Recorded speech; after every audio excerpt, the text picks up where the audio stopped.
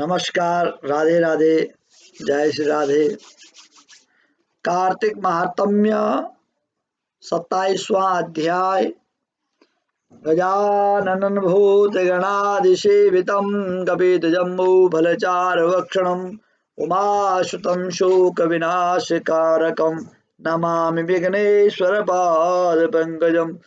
लम्बोदरं नमस्तुभ्यं शतमोदकप्रिय निर्विघ्नं कुरु मो देव सर्वकारेषु सर्वदा। गुरुर्ब्रह्मा गुरुर्विष्णु गुरुर्देवो महेश्वर गुरु साक्षात् परम ब्रह्म तस्मै श्री गुरुभ्यो नमः। बोले सदगुरु महाराज की जय। कार्तिक महात्म्य की जय। कार्तिक मास की जय। कार्तिक मास 27वां अध्याय। इस प्रकार वहाँ राक्षस और पिशाचिनी दोनों घूमते फिरते नर्मदा नदी के किनारे एक बट वृक्ष के नीचे आकर ठहरे। राजा जो राक्षस योनि में अपने गुरु वशिष्ठ के श्राप के कारण से राक्षस बन गया था, तो राक्षसी और राजा दोनों घूमते फिरते कहाँ पहुंच गए? बट वृक्ष के नीचे। उस बट वृक्ष पर गुरु का निंदक एक ब्रह्म राक्षस रहता था। उन दोनों को वहां पर आया हुआ देखकर वह कहने लगा कि अरे तुम कौन हो जो गुरु ब्राह्मणों की निंदा करते हैं, वो ब्रह्म राक्षस बन जाते हैं। ये कार्तिक महात्म्य में लिखा हुआ है और भी पुराणों में लिखा हुआ है। तो उस ब्रह्म राक्षस ने उनको पूछा, तुम कौन हो, इस पाप से इस दशा को प्राप्त हुए हो। जब राजा ने अपनी और पिशाचिनी का सारा वृत्तांत सुनाकर कहा, अब आप अपना वृत्तांत कहिए। राजा ने और पिशाचिनी ने अपना वृत्तांत सुनाया। फिर उस राक्षस से पूछा, तुम सुनाओ।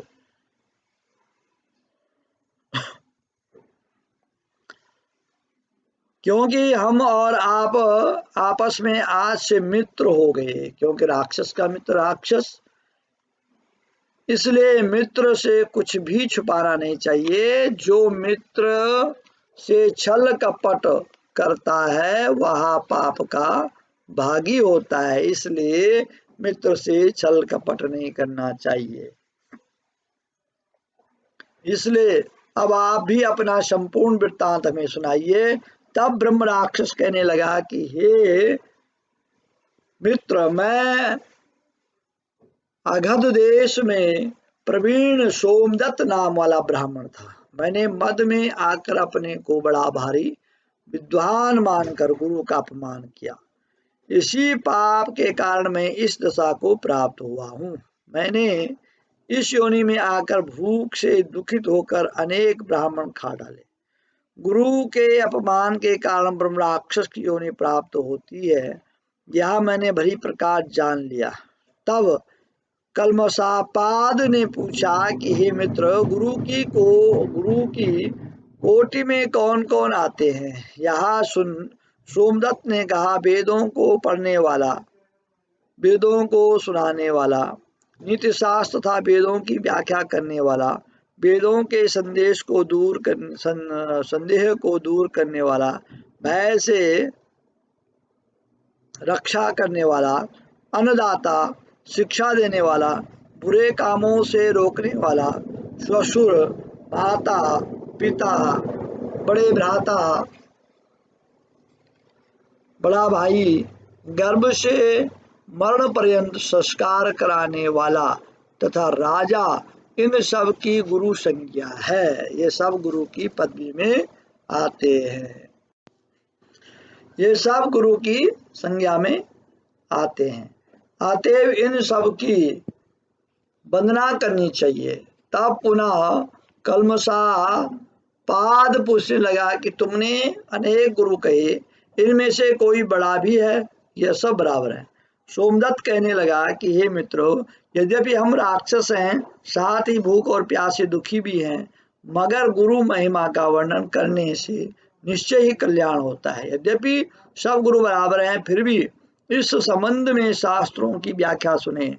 वेद तथा मंत्रों का उपदेश करने वाला, धर्मशास्त्र तथा पुराणों की व्याख्या उपदेश करने वाला, ये विशेष गुरु हैं। इनमें से प्रमुख गुरु वह है जो देव पूजन कराए, जो भगवान की पूजा करावे, देव पूजा का फल बताए अथवा गुप्त मंत्र का उपदेश दे। हमने गौतम ऋषि से धर्म, अर्थ, काम और मोक्ष के देने वाले सब पुराण सुने हैं। एक समय मैं सहदेव जी का पूजन कर रहा था। उसी समय श्री गौतम जी वहां पर आ गए। मैंने खड़े होकर उनको प्रणाम नहीं किया, वरन पूजा में ही लगा रहा। तब महादेव जी ने हमको गुरु का अपमान करने के दोष में ब्रह्म राक्षस बना दिया। उसी पाप के कारण मेरा अंतःकरण जला जाता है। न जाने इस दुख से कब मुक्ति मिलेगी। सूत जी कहने लगे,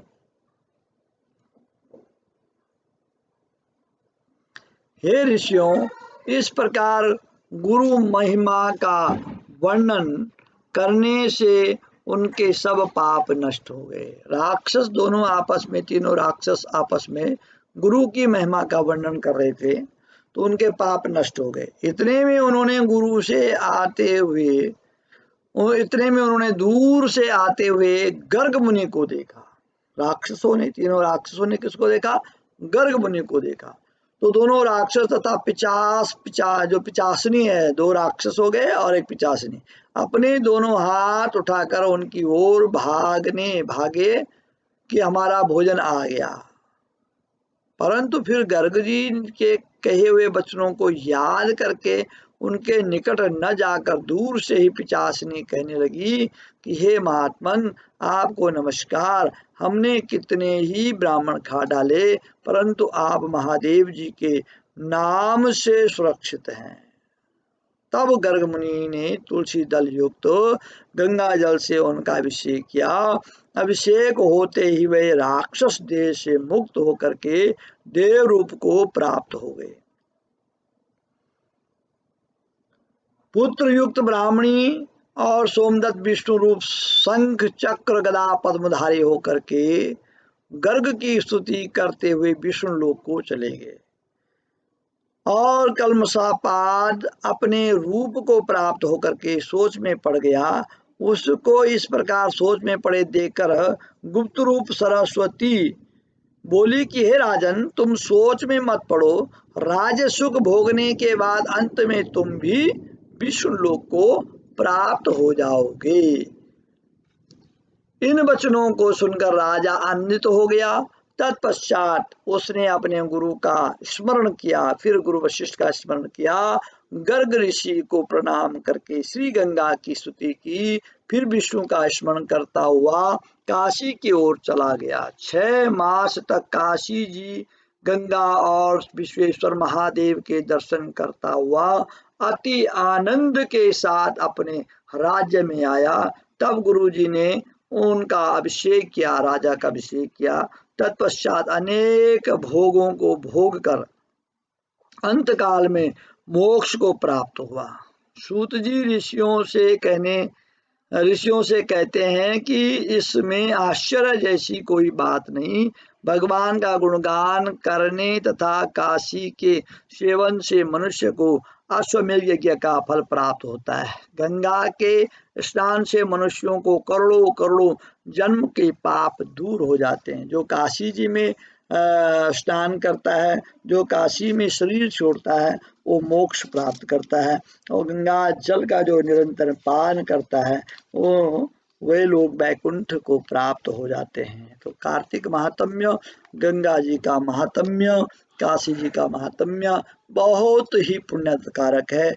जो श्रद्धा और भक्ति से इन महात्म्यों को सुनता है, इनका अनुसरण करता है, भगवान के परम लोक धाम में वो भक्त लोग चले जाते हैं और उनको धन धान्य पुत्र पौत्र संपत्ति युक्त भगवान बना देते हैं, श्रद्धा और भाव से जो भगवान का नित्य पूजन करते हैं। इसी प्रकार से हम आपके बीच में बने रहेंगे। तो 27 अध्याय हो गए हैं। अब आपको कल 28 और 29वां अध्याय इकट्ठा सुनाएंगे अगले वीडियो में। और जिस भी भक्तजन ने, जिस भी भाई बहन ने मेरा YouTube चैनल सब्सक्राइब नहीं किया, अवश्य सब्सक्राइब करें। क्यों, अगर हम कभी आपको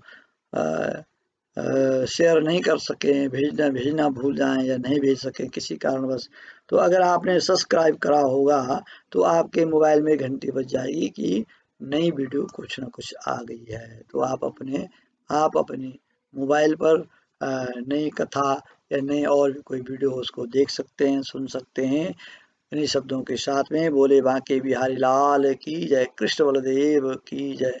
और ये जो अभी जो एकादशी है, देवउठनी एकादशी, इससे लेकर और पूर्णमासी तक नित्य भगवान को 5 दिन तक दीप दिखाएं और पूर्णमासी के दिन 365 बत्तियां लगा करके और दिए के अंदर रख करके उसको मंदिर में, तुलसी के पास में, या कहीं नदी है, बावड़ी है, झील है, उसके किनारे में आप जला सकते हैं। पूर्णमासी को करना चाहिए 365 बत्तियां। ये 365 दिन है तो एक दिन की एक बत्तियां पूरा साल का आप इकट्ठी भी जोत दे सकते हैं।